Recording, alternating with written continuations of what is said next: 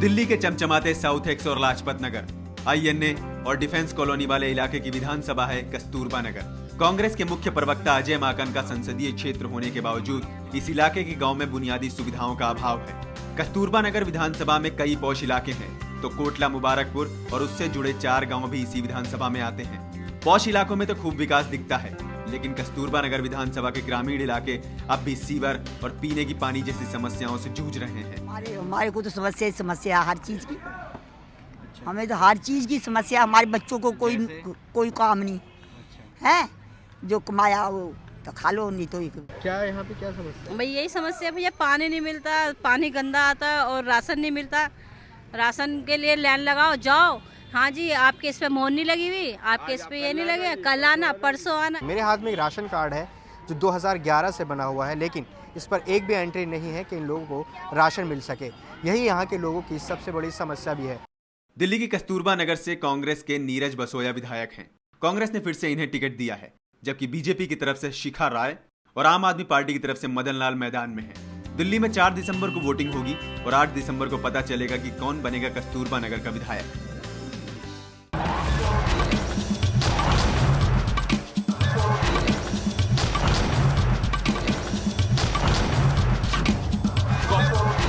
कौन बनेगा मुख्यमंत्री की नुक्कड़ बहस का काफिला पहुंचा है कस्तूरबा नगर विधानसभा सीट। कस्तूरबा नगर विधानसभा सीट की अगर बात की जाए तो तकरीबन 1,40,000 के यहां पर करीब मतदाता हैं। पिछले 5 साल से कांग्रेस का कब्जा है। इस सीट की अगर खास बात की जाए तो यहां पर सत्ता की अदला बदली का इतिहास रहा है।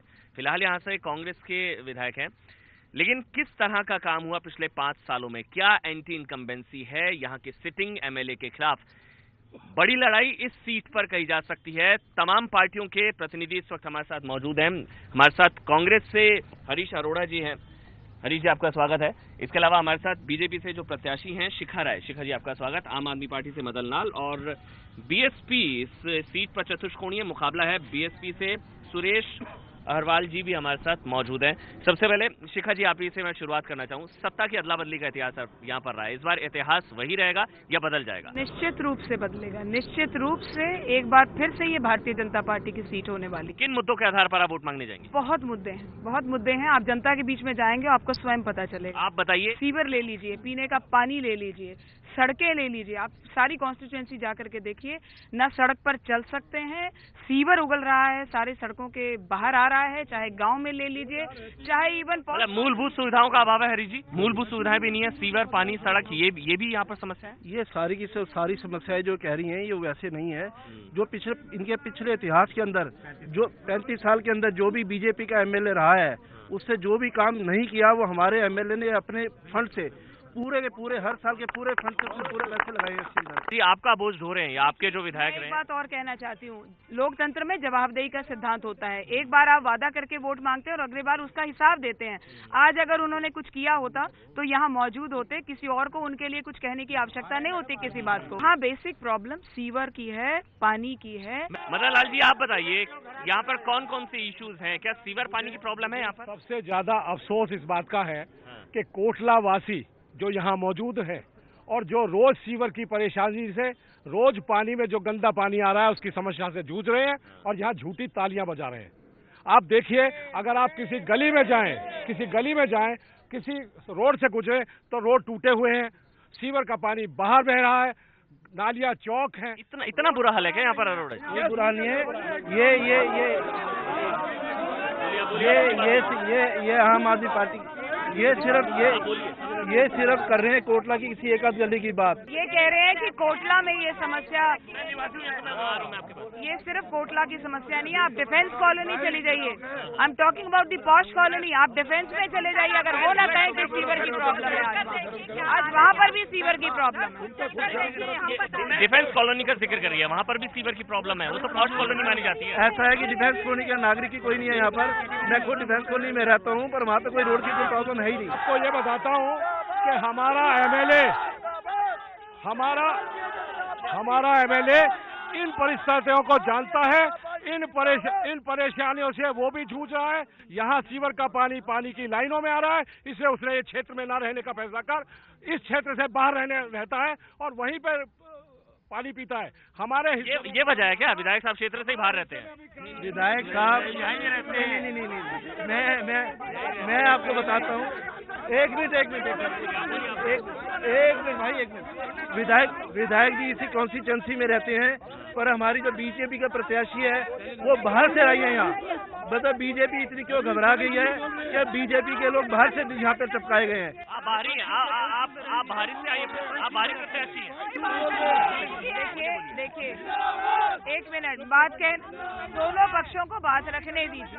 सीवर की बहुत बड़ी समस्या है सर। देखिए, मुझे एक बात बताइए, यहाँ रह करके यहाँ के विधायक तो मानते हैं ना कि यहाँ के हैं। अगर यहाँ के वासी खुश हैं उनसे, तो मुझे लगता है बाहरी यहाँ का कोई मुद्दा ही नहीं है। यहाँ पर यहाँ प्रश्न ये है कि जो विधायक 5 साल रहे हैं, उन्होंने क्षेत्र में किया क्या है। आप चल करके देखिए कोटला की सड़कों में, आप जाकर के देखिए गढ़ी की सड़कों में, पैर नहीं रखना पड़ता है। बुजुर्ग रोज मुझे ये कहते हैं कि बहन जी हम यहाँ पर रोज गिरते हैं रात को। न लाइट का प्रबंध है, न सड़क बनी हुई है, सीवर उगल रहा है। और सुरेश अग्रवाल बीएसपी से हैं, आपके पास क्या ऑप्शन, आप किस तरह से जनता को आश्वस्त कर सकते हैं? सर, मैं अपनी बात रखना चाहता हूँ। कांग्रेस वाले मुझे ये बताएं कि एक कैंप, सुनो भाई साहब, एक मिनट रुके। कांग्रेस के एक प्रतिनिधि बताएं, जो भी जिम्मेदार है, कि झुग्गी झोपड़ी के अंदर जो शौचालय बनते हैं तो तीनों फंड करते हैं क्या? उसी का काउंसिल लेता है, उसी का विधायक लेता है, उसी के सांसद लेते हैं। एक ही फंड में 3 लोग बोलते हैं कि मेरा फंड है, मेरा फंड है। आज तक मुझे कोई भी आदमी बता दे कि झुग्गी झोपड़ी के अंदर जो भी काम हुआ, किसने सही सुचारू रूप से काम करने। जवाब दीजिए। मैं दे रहा हूँ। ये जो कह रहे हैं कि झुग्गी झोपड़ी में हुआ, पूरे 5 साल का रिकॉर्ड देख लीजिए। ये देख लीजिए, 1.5 फुट की आरएमसी, टॉयलेट ब्लॉक से लेकर सब चीज बनी है। आप खुद जाके देखें, दिल्ली सरकार के फंड से बनी है, दिल्ली सरकार के फंड से बनी है। कौन कह रहा है? जाके देखो। ये पता कुछ एक बार लोग आराम से लोगों के पास आ जाते हैं, सबसे अपने। आप कुछ कहना चाहेंगी? यहाँ पर किस तरह की इश्यूज हैं, क्या काम हुआ है इस चीज पर? मैं यहाँ की सिटिंग निगम पार्षद हूँ, और अगर यहाँ पर काम हुआ होता ना, तो मेरी यहाँ की कोटला की जो जनता मुझे निर्दलीय जिता कर लाती, वो भी कांग्रेस के खिलाफ। तो काम की तो आप देखो। और कोई इश्यूज सर, यहाँ पर किस तरह की प्रॉब्लम्स आप लोग फेस करते हैं? मैं आज आपसे एक रिक्वेस्ट करना चाहता हूँ टीवी के माध्यम से, कि इस इलाके का एमएलए टोटल फेलियर है, बाहर का है, बाहर के नेता यहाँ के राज कर रहे हैं।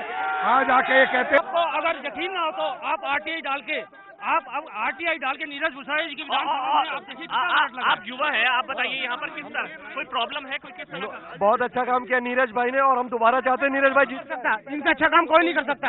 नीरज भसोया के सारे परिवार यही खड़ा है। ये आम आदमी के पार्टी के जो इनके चाचा है, दादा है। जो काउंसलर का घर है, उनके खुद के घर में 24 घंटे पानी आ रहा है। सबसे पहले उनके घर जाके आप पहले ये चेक कीजिए कि अभी भी पानी आ रहा है कि नहीं आ रहा है। क्या पानी की कोई प्रॉब्लम नहीं है सर? किस तरह की प्रॉब्लम? देखो, जो झूठ बोले उसे कुत्ता काटे। हमने तो 4.5 साल में कांग्रेसी की शिकल ही नहीं देखी। 4 दिसंबर को वोट जरूर कीजिएगा, और 8 दिसंबर को दिन भर देखिए बीपी न्यूज पर सबसे तेज नतीजे।